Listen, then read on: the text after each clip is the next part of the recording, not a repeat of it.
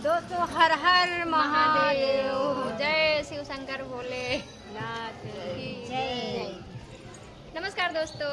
तो हमारी अनीता दीदी है ना, आप लोगों को एक चटाकेदार मस्त जबरदस्त गीत सुनाने वाली है भोले जी का। आप लोग सुनना और कमेंट में बताना गीत कैसा लगा।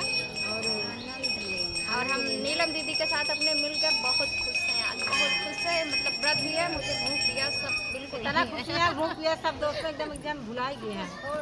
छोड़ दें एकदम बंद है।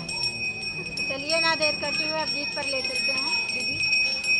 एक के मारा ही छवैदा भोलेनाथ रहब हम काशी में। एक मारा ही छवैदा भोलेनाथ रहब हम काशी में। रहब हम काशी में, रहब हम काशी में। एक मारा ही छवैदा भोलेनाथ रहब हम काशी में। एक मारा ही छवैदा भोलेनाथ रहब हम काशी में। वही काशी में गंगा बहतू है, वही काशी में गंगा बहतू है। डुबकी लगबे सुबह शाम रहब हम काशी में। अरे डुबकी लगबे सुबह शाम रहब हम काशी में। एक मारा ही छवैदा भोलेनाथ रहब हम काशी में। एक मारा ही छवैदा भोलेनाथ रहब हम काशी में। वही काशी में गौआ चरतू है, वही काशी में गौआ चरतू है। वही काशी में गौआ चरतू है।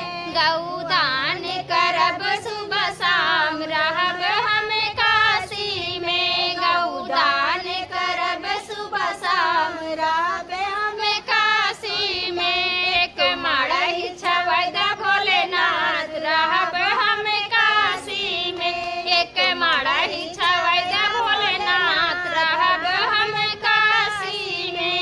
वही काशी में, वही काशी में गंगा बहतू है, वही काशी में गंगा बहतू है। डुबकी लगबे सुबह शाम रहब हम काशी में। डुबकी लगबे रात रहब हम काशी में। वही काशी में बेलवा के पतिया, वही काशी में बेलवा के पतिया। पतिया चढ़बे सुबह शाम रहब हम काशी में। फले पतिया चढ़बे सुबह शाम रहब हम काशी में। एक मारा ही छवैदा भोलेनाथ रहब हम काशी में। एक मारा ही छवैदा भोलेनाथ रहब हम काशी में। नमस्कार दोस्तों, एक छोटा सा भोलेनाथ की भजन गीत कैसी लगी कमेंट आप लोग कमेंट में जरूर बताना दीदी जी का गीत कैसा लगा। कैसा हमें लगा? बहुत अच्छा लगा। आप लोग को कैसा लगा ये गीत जरूर बताना कमेंट में।